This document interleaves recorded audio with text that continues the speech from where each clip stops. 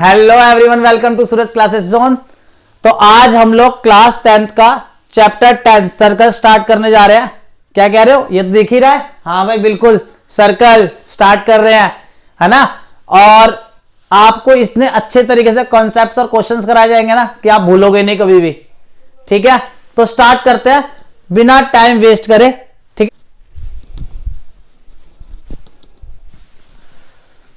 तो चलिए शुरू करते हैं। ये सर्कल है, सर्कल तो सबको पता है कैसा होता है ना, गोल होता है। क्या कह रहे हो भैया, पहली बार सुना है? ठीक है, ये सर्कल है, ध्यान सुनना। एक सर्कल को एक लाइन क्या कर रही है किसी एक पॉइंट पर, ये मान लेते हैं पॉइंट क्या है मेरा ए, इस पॉइंट पर क्या करके जा रही है, टच करके जा रही है। तो जब एक सर्कल पर एक लाइन टच करके जाती है किसी एक पॉइंट पर, तो उसको बोलते हैं हम लोग क्या, टेंजेंट। ध्यान देंगे, a tangent to a circle is a line that intersect the circle at only one point. जब एक लाइन किसी सर्कल पर किसी पॉइंट पर काटते हुए निकलेगी या टच कर कर निकल जाएगी, तो उसको हम लोग क्या बोल देंगे, टेंजेंट बोल देंगे। बात क्लियर हो रही है? बात क्लियर हो रही है? ठीक है, आगे चलते हैं। अब एक सर्कल है, उस सर्कल पे हम लोग ओनली 2 ही पैरेलल टेंजेंट ड्रॉ कर सकते हैं। कितनी पैरेलल टेंजेंट ड्रॉ कर सकते हैं? ओनली 2। कैसे, जरा ध्यान देखना। ये सर्कल बनाया, इसके ऊपर एक टेंजेंट बनाई, इसके जस्ट एक पहले एक लाइन और खींची सामने, वो क्या कर रही, टेंजेंट बन गई। तो क्या हो गई, पैरेलल हो गई। ओनली 2 ही लाइंस क्या हो सकती है, पैरेलल हो सकती है। There can be only 2 parallel tangent in a circle. एक सर्कल के अंदर ओनली 2 ही पैरेलल टेंजेंट हो सकती है। अगर किसी के दिमाग में आ रहा हो भैया कैसे, तो देख सकते हो यहां पे ओनली 2 ही टेंजेंट्स पैरेलल है। मान लो कि अगर मैं यहां से एक लाइन ड्रॉ कर दूं, तो क्या ये वाली जो लाइन है जिस सर्कल को इस पॉइंट पे टच करते हुए गई है, क्या वो इसके पैरेलल है? नहीं है ना। क्या वो इसके पैरेलल है? नहीं है। हां, एक टेंजेंट जरूर है पर पैरेलल नहीं है। आप क्या भैया उसके सामने जस्ट ड्रॉ करो, अगर मैं इसके सामने भी ड्रॉ कर देता हूं, ध्यान से देखेंगे एक बार, तो आप क्या होगा कि ये पैरेलल है, पर है तो कितनी लाइंस, 2 ही। ओनली कितनी है, 2 ही है ना। बात क्लियर हो गई? बात समझ में आई? आगे चलते हैं। जब एक सर्कल को एक लाइन 2 पॉइंट्स पर, जब एक सर्कल को एक लाइन 2 पॉइंट्स पर, पॉइंट्स कौन से, ए और बी, इन पॉइंट्स पर काटते हुए निकल जाती है, तो ये जो पॉइंट्स है ए और बी, इनको हम लोग क्या बोलते हैं, सेकंड बोलते हैं। क्या बोलते हैं, second. A line intersect a circle in 2 points is called a second. बात क्लियर हो रही है? बात समझ में आ गई? आगे चलते हैं। अब हम एक सर्कल के ऊपर ना इंफिनिटी टेंजेंट्स ड्रॉ कर सकते हैं जी। एक सर्कल के ऊपर इंफिनिटी टेंजेंट्स ड्रॉ की जा सकती है, कोई दिक्कत नहीं है। पर पैरेलल कितनी होती है, ओनली 2। बात समझ में आ रही है? देख सकते हैं कितनी सारी मैंने यहां पे ड्रॉ करी है। A circle have infinity tangents. एक सर्कल के पास कितनी टेंजेंट्स होती है, बहुत सारी टेंजेंट्स होती है। आप जैसा चाहो वैसे ड्रॉ कर सकते हो। बात क्लियर हो रही है? कॉन्सेप्ट क्लियर हुआ सर्कल का? कोई डाउट तो नहीं है? चलो फिर हम अपने पहले क्वेश्चन की तरफ बढ़ते हैं। ठीक है, तो चलिए हम लोग अपना क्वेश्चन स्टार्ट करते हैं, जो कि थ्योरम 10.2 है ना। और एक चीज याद रखना, ये जो थ्योरम है ये काफी इंपॉर्टेंट थ्योरम है, पेपर में काफी बार पूछी गई है और पूछी जा सकती है, इसलिए मैंने लिखा मोस्ट इंपोर्टेंट। तो इसका मतलब आपको एग्जाम टाइम में जब आप जाओगे तो आपको ये थ्योरम अच्छे से करके जानी है ना, क्योंकि इसके बेस पर और भी बहुत सारे क्वेश्चन जो होंगे वो हमारे सोल्व हो जाएंगे, है ना। तो ध्यान से देखते हैं एक बार थ्योरम क्या कह रही है। कह रहा है length of the tangent drawn from an external point to a circle are equal. कहने का मतलब ये है कि जब एक सर्कल पर एक्सटर्नल पॉइंट से 2 टेंजेंट्स को ड्रॉ किया जाता है, तो जो टेंजेंट्स की लेंथ है वो क्या होती है, हमारी इक्वल होती है। ये हमें प्रूव करना है। बात क्लियर हो रही है? तो ध्यान से देखते हैं। गिवन क्या दे रखा है, given a circle with the centre of O. भाई एक सर्कल दे रखा ओ सेंटर वाला, जिसमें आप पॉइंट पी, जो पॉइंट पी है वो बाहर से, आउटसाइड द सर्कल, बाहर से सर्कल के ऊपर 2 टेंजेंट्स क्या कर रहा है, ड्रॉ कर रहा है, जो कौन से हैं, पी क्यू और पी आर। बात समझ में आ रही है? बात क्लियर हो रही है? एक्सटर्नल पॉइंट से जो टेंजेंट पी क्यू और पी आर ड्रॉ किए जा रहे हैं, हमें इसी की लेंथ को क्या करना है, इक्वल करना है। तो समझते हैं बात को। तो हमें प्रूफ क्या करना है कि भैया पी क्यू जो है वो किसके बराबर है, हमारा पी आर के बराबर है ना। समझ में आ रही है बात। तो हमें क्या प्रूव कर रहा है कि ये जो है इस साइड के बराबर हो जाएगी। समझते हैं बात को। कंस्ट्रक्शन करते हैं एक, हम इसको इससे ज्वाइन करते हैं, इसको इससे ज्वाइन कर देंगे और यहाँ पे इसको इससे, और कुछ धनुष वाला बन जाएगा ना। चलो चलो ध्यान देते हैं, ध्यान देंगे, ज्वाइन करते, ध्यान देना। Join O Q O R and OP. बात क्लियर हो रही है। ओपी, ये क्वेश्चन भी उसी तरीके से ओपी होगा, ध्यान रखना जी। हमने क्या करा है, ओ क्यू ओ आर और ओपी को क्या कर दिया, मिला दिया, है ना। समझ में आ रही है बात। चलो जी ध्यान देना, प्रूव करना है कि ये इसके बराबर है। तो एक काम समझ, ध्यान से समझना थोड़ी चीज को, कि अगर हमें इसको इसके बराबर करना है तो इन दोनों ट्रायंगल्स को क्या करना पड़ेगा, कॉन्ग्रुएंट करना पड़ेगा। तो ध्यान देंगे, इन triangle O Q P and triangle O R P, इन दोनों ट्रायंगल्स को क्या करेंगे, कॉन्ग्रुएंट्स करेंगे। ध्यान से देखते हैं कॉन्ग्रुएंट कैसे करते हैं। सबसे पहली चीज कि जो ओपी जो है वो ओपी के क्या है, बराबर है, कॉमन, है ना। ओपी ओपी के क्या है, बराबर है, कॉमन। अगर मैं इस ट्रायंगल को छुपाऊं तो इस ट्रायंगल में ये वाली लाइन आ रही है, और इस ट्रायंगल को छुपाऊं तो ये लाइन दोबारा से आ रही है, इस ट्रायंगल में आ रही है। तो ये लाइन दोनों ट्रायंगल्स में आ रही है, इसीलिए क्या है, ये बराबर है, कॉमन। समझ में आ गई बात। दूसरी चीज, एंगल ओ क्यू पी बराबर होगा एंगल ओ आर पी के, ईच 90 डिग्री। बात को थोड़ा सा समझना एक बात, जब एक सर्कल पे जो टेंजेंट ड्रॉ की जाती है, अगर वो टेंजेंट जिस पॉइंट से निकल रही है, अगर उसी पॉइंट पर एक रेडियस आ जाए, तो वहां पर जब ये दोनों मिलती हैं तो ये 90 डिग्री का एंगल फॉर्म करती है। बात समझ रहे हो बात को। जब हमारा रेडियस और जो टेंजेंट है वो सेम पॉइंट पर मीट कर जाए, जहां पर टेंजेंट जा रहा है, जिस पॉइंट को छूते हुए टेंजेंट निकली है, उसी पॉइंट पे अगर मीट कर जाए, तो वहां पर 90 डिग्री का एंगल क्या होता है, फॉर्म्ड होता है, 90 डिग्री का एंगल बनता है। ये दोनों मिलकर 90 डिग्री का एंगल ड्रॉ करती हैं। बात क्लियर हो रही है। चलते हैं आगे। इसी बात पे एंगल ओ, एंगल नहीं, साइड ओ क्यू बराबर होगा ओ आर के। ओ क्यू जो है ओ आर के बराबर होगा। रीजन क्या है, radii of circle, radii of circle. तो ये सर्कल की क्या है, रेडियस ही तो है ना। तो रेडियस तो भैया इक्वल होंगी, ये तो पता ही है हम लोगों को, है ना। चलो जी ध्यान देते। ट्रायंगल क्या हो गया हमारा, congruent triangle O Q P congruent हो गया ट्रायंगल ओ आर पी के by RHS property, by RHS property. आगे ध्यान देंगे, जैसे ही ट्रायंगल कॉन्ग्रुएंट हुआ, जैसे ही ट्रायंगल कॉन्ग्रुएंट हुआ, तो ये आपको पता होना चाहिए कि जब ट्रायंगल कॉन्ग्रुएंट्स हो जाते हैं तो उसके बाद उनकी सारी की सारी चीजें क्या होती है, बराबर हो जाती है। उनके अंदर की सारी चीजें बराबर हो जाती है। तो इसका मतलब जब ये ट्रायंगल इस वाले ट्रायंगल के क्या हो गया, कॉन्ग्रुएंट हो गया, तो इसका मतलब ये लेंथ होगी, ये वाली जो लेंथ होगी, ये दोनों क्या होंगी, इक्वल होंगी। तो ध्यान देंगे, जो हमारा PQ होगा वो बराबर होगा किसके, PR के, बाय किस रीजन से, CP CT, है ना, corresponding parts of congruent triangle. तो कॉन्ग्रुएंट ट्रायंगल के कॉरस्पॉन्डिंग पार्ट्स है, ध्यान रखना इस चीज का। बात क्लियर हुई, थ्योरम क्लियर हुई।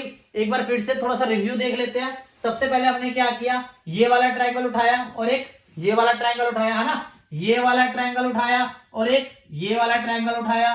फिर हमने क्या करा, इस ट्रायंगल को थोड़ा सा ध्यान से देखा और इसमें चीजें ढूंढना शुरू करी। क्या करना शुरू करी, ढूंढना शुरू करा, जो दोनों में बराबर थी। तो पहली चीज देखी भाई, PQ जो है वो दोनों ट्रायंगल में आ रहा है, तो इसका मतलब ये बराबर होगा, है ना, ये क्या होगा, बराबर होगा, कॉमन है। उसके बाद फिर हमने देखा, अरे यार याद आया, जब टेंजेंट ड्रॉ की जाती है, अगर उसी पॉइंट पर, जिस पॉइंट से टेंजेंट गई है, उसी पॉइंट पर अगर रेडियस मिल जाए सर्कल का, तो वो दोनों मिलकर कितने डिग्री का एंगल बनाते हैं, 90 डिग्री का एंगल बनाते हैं, है ना। तो फिर 90 मिल गए मेरे को, सिंपल सी बात है। फिर मैंने ध्यान लगाया, मैंने कहा यार सर्कल के अंदर दो तो रेडियस दिख ही रही है ना, सर्कल के अंदर ये भी रेडियस है, ये भी रेडियस है, तो रेडियस तो सर्कल की बराबर होती है। बस वही बात समझ में आई और लिख दिया हमने क्या, ओ क्यू बराबर ओ आर। क्लियर हो गई बात? Radii of a circle.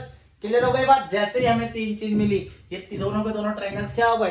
Congruent हो गए। और जब ट्रायंगल कॉन्ग्रुएंट्स हो जाते हैं तो उनके अंदर की सारी चीजें इक्वल हो जाती है। इसका मतलब कि ये वाली जो लेंथ है इस वाली लेंथ की क्या हो गई? बराबर हो गई। रीजन सिंप्लिसिटी से। बात क्लियर हो गई? थ्योरम क्लियर हो गई?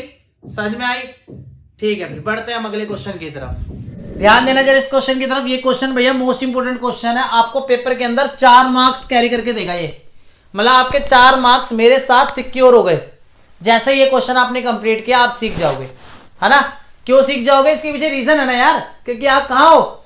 सूरज क्लासेस जोन में। आप ऐसे जोन में अगर फंस गए ना, आप हमारे जोन में अगर फंस गए तो इस बात की गारंटी मेरी है कि मैं 80 में से 80 आपको पूरे दिलाऊंगा। 80 आउट ऑफ 80 मार्क्स दिलाऊंगा, ये पक्का, और मैं श्योरिटी से बोल सकता हूं। क्लियर हो रही है बात? कि भाई मैं आपको दिलाऊंगा, बस एक बार आप मेरे जोन में फंस जाओ। मेरे चैनल को कर लो सब्सक्राइब, कर लो लाइक भी करो और कमेंट भी करो यार, अगर प्रॉब्लम्स हो तुम लोगों को तो, है ना भाई? प्रॉब्लम होगी तो कमेंट भी करना पड़ेगा, जरूरी है ना? तो जरा ध्यान देते हैं इस क्वेश्चन की तरफ। कह रहा है 2 tangents TP and TQ are drawn to a circle with centre O from an external point T। Prove that angle PTQ is equal to 2 angle OPQ। ध्यान देना जरा। कह रहा भाई एक सर्कल है जिसका सेंटर क्या है? O है। जिसका सेंटर क्या है? O है। और T एक एक्सटर्नल पॉइंट दे रखा बाहर की तरफ सर्कल से, जिसके थ्रू हमने क्या कर रखा है? 2 टेंजेंट्स को ड्रॉ किया हुआ है, TP एंड TQ। तो कह रहा प्रूव करो कि एंगल PTQ बराबर होगा 2 टाइम्स ऑफ एंगल OPQ के। कहने का मतलब क्या है कि ये वाला एंगल इस वाले एंगल के क्या होगा? इक्वल होगा। प्रूव करना है। अच्छा अब एक बात बताओ, क्वेश्चन को इजी तरीके से सीखना है मुश्किल तरीके से सीखना है? बिल्कुल भैया इजी तरीके से सीखना है ना? क्योंकि मार्क्स कितने का है? 4 मार्क्स का क्वेश्चन है, ऐसे थोड़ा छोड़ देंगे हम 4 मार्क्स। ध्यान दो। तो हम क्या करते हैं, इसको लेट कर लेते हैं। ये 1 मान लेते हैं, इसको 2 मान लेते हैं एंगल, इसको 3 एंगल मान लेते हैं, इसको 4 एंगल मान लेते हैं। कोई दिक्कत तो नहीं है? तो नंबर से करने में ना थोड़ा सा इजी हो जाता है। चीजों को ध्यान देना एक बार। आपको प्रूव करना है PTQ कौन सा एंगल है? 1, मतलब एंगल 1 बराबर करना है 2 टाइम्स ऑफ एंगल 4 के। एंगल OPQ है ना? Angle 1 is equal to 2 times of angle 4 बराबर करके देना है। चलो ध्यान देते हैं। एंगल 1 हमारा PTQ ट्रायंगल के अंदर आ रहा है ना? तो ध्यान देना, इन ट्रायंगल PT और Q में, अगर PTQ में जाएंगे तो एंगल ट्रायंगल की प्रॉपर्टी तो सबको आती है ना? कि उनका एंगलों का सम कितना होता है? 180 डिग्री। तो angle 1 plus angle 2 plus angle 3 is equal to 180 degree. मतलब एंगल 1 एंगल 2 एंगल 3 को जोड़ दूंगा तो कितना आ जाएगा? 180 डिग्री के बराबर आ जाएगा। बात क्लियर है? कोई दिक्कत तो है नहीं। अच्छा मुझे तो एंगल 1 चाहिए ना, एंगल 2 और एंगल 3 की तो कोई वैल्यू नहीं है ना, इसको उधर लेके जाओ। Angle 1 is equal to 180 minus angle 2 minus angle 3। बात क्लियर है? यहां तक तो कोई डाउट नहीं है? चलो जी, इसको मैंने मान लिया फर्स्ट। समझ में आ रही है बात? चलो ध्यान देना जरा एक बार। अगर मैं बात करूं कि भैया इन ट्रायंगल PTQ के अंदर अगर बात करूं तो हमने अभी एक पॉइंट पढ़ा था थ्योरम के अंदर कि भाई जब एक्सटर्नल पॉइंट से 2 टेंजेंट्स को ड्रॉ किया जाता है तो उनकी लेंथ क्या होती है? इक्वल होती है। पढ़ा था ना ये हम लोगों ने? तो आ जाओ फटाफट ध्यान देना। इन ट्रायंगल PTQ में TP जो है वो बराबर है किसके? TQ के। जो TP है वो TQ के क्या होगी? बराबर होगी। Reason theorem 10.2। अब एक चीज समझाओ, जब एक ट्रायंगल की 2 साइड इक्वल हो जाती है तो वो कौन सा ट्रायंगल होता है? सोचो सोचो सोचो। जब एक ट्रायंगल की 2 साइड इक्वल हो जाती है तो वो कौन सा ट्रायंगल होता है? हाँ वही जो तुम सोच रहे हो यार, आइसोसेलेस ट्रायंगल, है ना? समझना बात को थोड़ा सा ध्यान से। आइसोसेलेस ट्रायंगल की 2 साइड्स क्या होती है? इक्वल होती है। ध्यान से देखना एक बार जरा। जब उनकी 2 साइड इक्वल होती है ना तो उनके अपोजिट एंगल्स क्या होते हैं? इक्वल होते हैं। तो ध्यान रखना कि भैया जब दो साइड क्या है इक्वल है तो उनके अपोजिट एंगल्स भी क्या होंगे इक्वल है। 9th क्लास में आप लोगों ने पढ़ा हुआ है ना, opposite side to equal angles are equal. चलो तो ध्यान देंगे, तो अगर टीपी टी क्यू के बराबर है तो इसका मतलब एंगल 3 एंगल 2 के क्या होगा, बराबर होगा। ध्यान देंगे, एंगल 3 बराबर होगा एंगल 2 के। कोई दिक्कत तो नहीं है, पक्का डर है मामला। चलो जी ध्यान से देखेंगे एक बार। तो इसको मैंने मान लिया सेकंड, कोई दिक्कत तो नहीं है। आ जाओ फ्रॉम फर्स्ट एंड सेकंड कर लेते जरा। From first and